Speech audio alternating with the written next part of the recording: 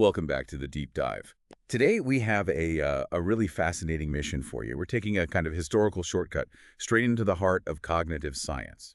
We're looking at a foundational section of the MIT Encyclopedia of Cognitive Sciences, and we're just drilling down into the entries under the letter J. And it turns out that's a surprisingly vast intellectual landscape. It really is. I mean, this deep dive is going to be a sprint across disciplines. We're going to see how, foundational figures in 20th century linguistics totally changed how we think about sound. Then we're pivoting straight into American philosophy and psychology, exploring the nature of consciousness, of truth itself. And finally, we land in the modern era with concepts that are just critical to rational decision-making and, well, fundamentally, epistemology, the study of knowledge. It's a journey from the phone to philosophy.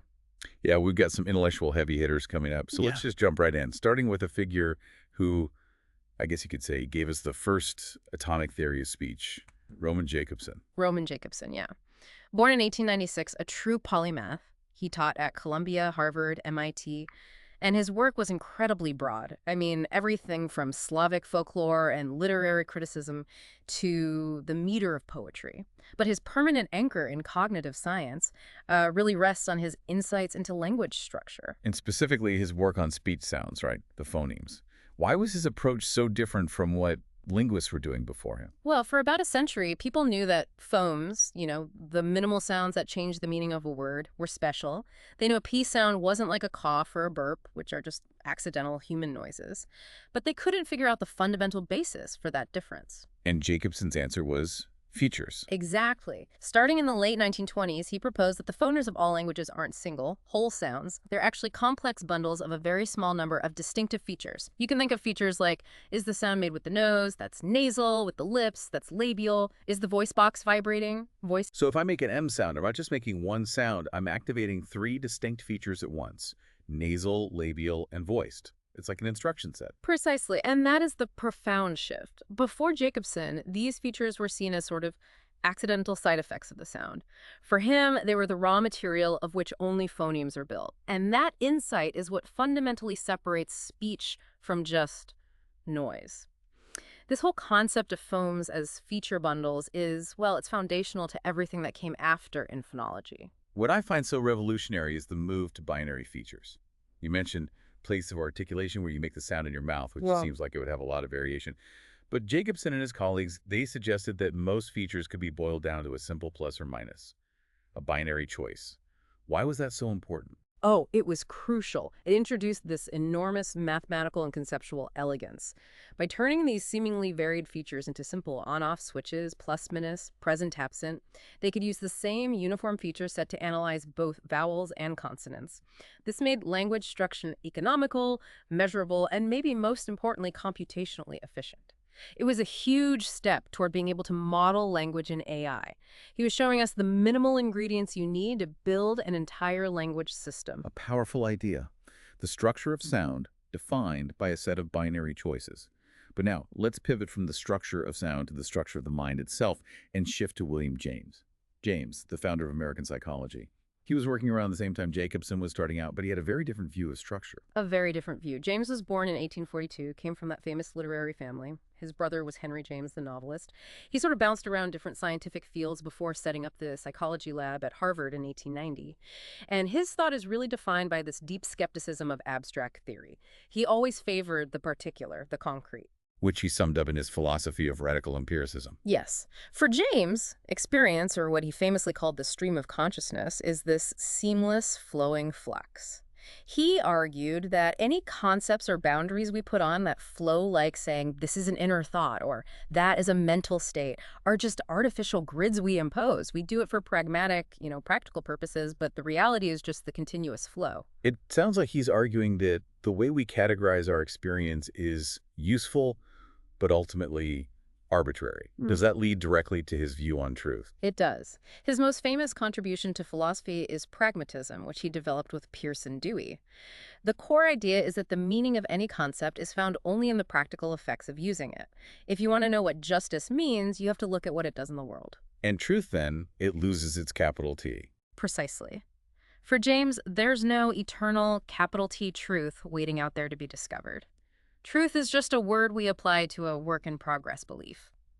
A belief that is demonstrably useful and has survived the pressures of the environment, almost like a Darwinian adaptation. All knowledge for him was eternally revisable. That's fascinating. But if truth is just what's useful, doesn't that sort of open the door to pure subjectivity? I mean, if believing something wildly false is useful to me right now, does that make it true? And that's the intellectual friction James wants you to feel. He would argue that a belief has to be useful over time and in context. A belief that's wildly false rarely survives a reality check for very long. The pragmatic value has to outweigh the cost. We still apply his thinking today in psychology.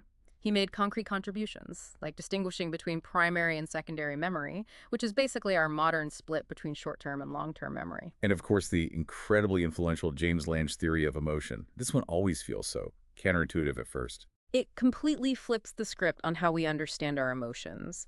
He developed it with Carl Lange, and the theory states that the emotional state is the feeling of the physiological and behavioral changes as they are happening. It's a sensory feedback loop. So the classic example isn't, I see a bear, I get scared, and then I run. No. Common sense says, we see a threat, we feel fear, then our heart pounds and we run. James's theory says, we see a threat, our body instantly starts running and our heart pounds, and the feeling of those physiological changes, that's what we label as fear. Oh. We feel sorry because we cry. Not the other way around. It roots emotion right in the body's reaction. Okay, that gives us a picture of the mind as this fluid, practical system, constantly reacting, updating beliefs based on what's useful. But since James's time, we've realized the mind doesn't always have time to logically figure out what's useful. Now we move from the structure of the mind to the shortcuts it takes, judgment heuristics. Right. This is where we move into modern behavioral economics and psychology. Whenever you have to guess something you can't precisely calculate, like, I don't know, the success of a new product or the size of a crowd, you use a rule of thumb, a heuristic. They're quick, efficient strategies for an approximate answer. And the systematic, predictable errors they create, we call those biases. And this research, from Amos Tversky and Daniel Kahneman, is really the practical application of Herbert Simon's idea of bounded rationality. The idea that we're rational, but only within the limits of our own brains, our computational power, the information we have, the time we have. We have to take shortcuts. And they identified 3 core heuristics. Let's start with representativeness. This is when you assess the likelihood of something by how well it seems to fit the properties you associate with that thing. We're looking for patterns, even when they're not there. Exactly. The classic example is the gambler's fallacy. A coin lands on tails 4 times in a row. The gambler feels strongly that the next one has to be heads, because 5 tails in a row just doesn't look random. It doesn't represent randomness to us. So this heuristic makes us ignore actual probabilities. We confuse chance with perfect alternation. Right. That also explains why we think a basketball player has a hot hand. We believe they're more likely to score after making a few shots, even if the statistical probability hasn't changed at all. Exactly. The second big one is availability. This is judging an event as likely based on how easily you can remember or imagine examples of it. If examples pop into your memory easily, you overestimate the probability. So if the news spends a month covering a few cases of a rare disease, I'll suddenly start worrying about that disease way more than, say, heart disease, which is far more common but boring. The memory is available, so the threat feels bigger. That is the bias in action. Memory availability can be, totally disproportionate because of media, emotion, or just recency. And the third shortcut is anchoring and adjustment. The arbitrary starting point. Right. When you have to estimate a number, you start from some initial value, the anchor, and then you adjust, but you adjust insufficiently. So if someone asks you to estimate the number of countries in Africa, and they first mention the number 10, your final guess will be much lower than if they had first mentioned the number 80. Even though you know both numbers are wrong, you stay stuck, unduly anchored. And the really alarming part is that these biases aren't just for lay people. The encyclopedia notes that even experts, physicists, economists show these biases, especially overconfidence. That's what makes the exception so telling. Weather forecasters. Their probability assessments are remarkably accurate, and the reason is simple. They get immediate, unambiguous feedback. They say there's a 70% chance of rain, and either it rains or it doesn't. That prompt feedback loop facilitates learning. It helps them de-bias. So the cognitive takeaway is our heuristics are built for speed, not perfection, which leads us perfectly to the ultimate philosophical standard, justification. Why should we believe what we believe? Right. Justification is what separates a warranted belief from, a guess or just wishful thinking.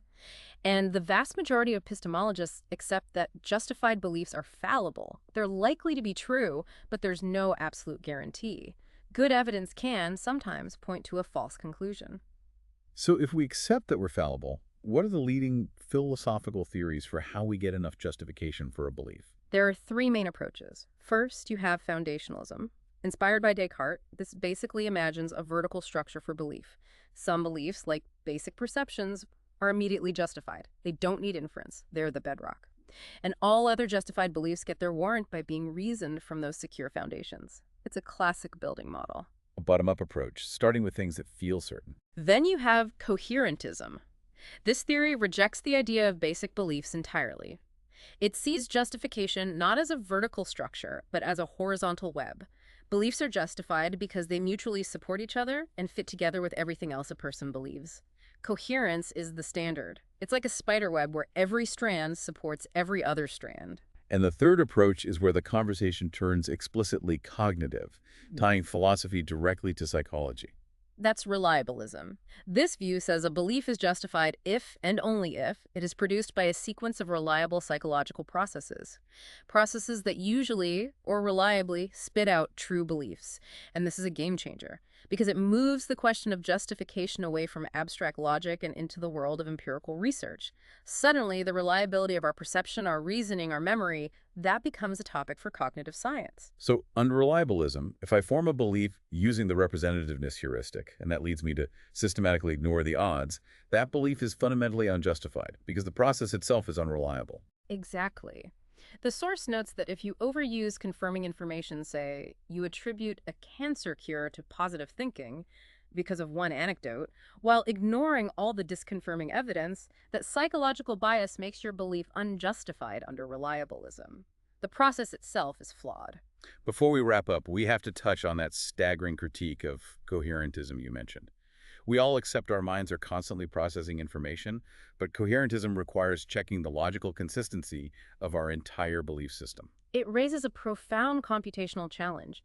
Researchers have argued that just to check the logical consistency of a cognitive system with only about 138 independent beliefs, using standard methods would take a supercomputer over 20 billion years to complete. That number it crushes the idea of human rationality. It suggests that if coherentism is the standard, then no human can ever logically justify even a tiny fraction of their beliefs. So what does this all mean? We've seen this incredible sweep of cognitive thought just from the letter J. We learned about Jakobson and the elegant, almost digital structure of information. We navigated James's radical empiricism, seeing reality as this pragmatic, flowing stream of consciousness. We saw the inevitable shortcuts we take with heuristics. And then finally, we explored the philosophical goal of justification. The connecting thread here is this constant tension between the messy, fast, practical shortcuts our psychology uses and the rigorous standards we philosophically try to hold ourselves to. The deepest insight, I think, is that whether a belief is justified often depends not on some abstract perfection, but on whether the underlying mental machinery, the fast heuristics, the slower logical checks, can be empirically proven to be reliable. Knowledge becomes a function of psychology.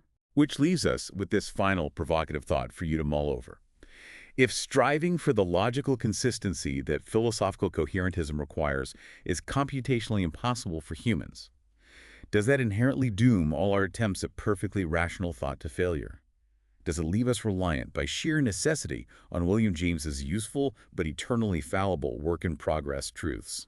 A wonderful question to end on. Thank you for sharing your source material with us today and for participating in this deep dive. Until next time.